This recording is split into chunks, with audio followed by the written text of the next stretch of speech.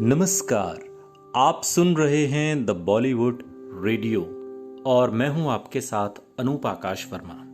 दोस्तों, ये किस्सा गुलजार और नीना गुप्ता का है। अभी ज्यादा दिन नहीं हुए, कुछ दिनों पहले की बात है जब नीना गुप्ता की ऑटोबायोग्राफी सच कहूं तो रिलीज हुई। और इस किताब में नीना गुप्ता ने अपनी जिंदगी से जुड़े कई खुलासे किए हैं। और ऐसा ही एक किस्सा है जब नीना गुप्ता प्रेगनेंसी के दौर से गुजर रही थीं और उन्हें पैसों की वजह से प्रेगनेंसी के दौरान गुलजार साहब से काम मांगना पड़ा। और गुलजार साहब ने न सिर्फ नीना गुप्ता को अपने टीवी शो में रोल दिया, बल्कि सेट पर वो उनका खास तौर पर ख्याल भी रखते थे। ये धारावाहिक था दूरदर्शन पर आने वाला मिर्जा गालिब। नीना गुप्ता अपनी किताब सच कहूं तो में लिखती हैं, गुलजार साहब इस सीरीज को प्रोड्यूस कर रहे थे और उन्होंने नवाब जान का किरदार निभाने के लिए उन्होंने मुझे पर्सनली कॉल किया था। मैं ये मौका गंवाना नहीं चाहती थी क्योंकि मुझे पैसों की सख्त ज़रूरत थी। मैं थोड़ी डेस्परेट थी, मगर मैं बेईमानी नहीं करना चाहती थी। इसलिए मैंने गुलजार साहब को सच्चाई बता दी। मैंने उन्हें कहा कि मैं प्रेग्नेंट हूँ, नवंबर में मेरी डिलीवरी होनी है, मगर मैं ये रोल करना चाहती हूँ क्योंकि मुझे पैसों की ज़रूरत है।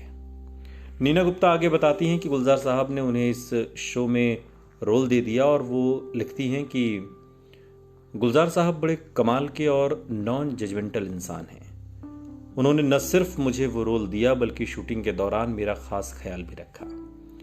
वो ये ध्यान रखते थे कि मैं कंफर्टेबल रहूं, मैंने खाना खाया या नहीं खाया, वो हर चीज़ का ध्यान रखते थे। और कभी कभी वो मेरे लिए अपने घर से खाना बनवा कर भी लाते थे। मैंने पहले भी बताया है कि मेरे कुछ दोस्त ऐसे हैं जिन्होंने प्रेगनेंसी के दौरान मेरा खूब ध्यान रखा।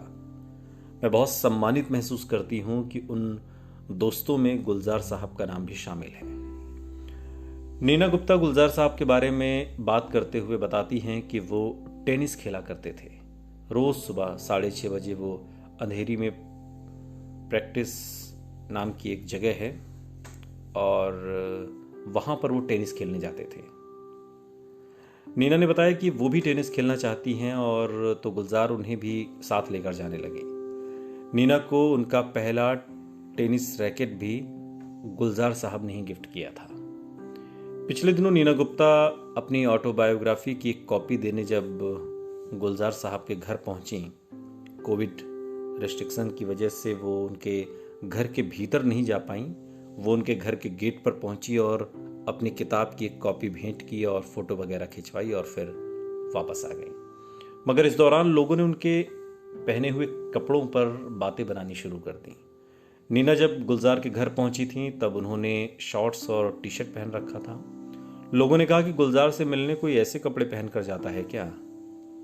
मज़ेदार बात यह है कि नीना गुप्ता ने गुलजार और उनके कपड़ों से जुड़ा एक किस्सा भी अपनी किताब में शेयर किया है।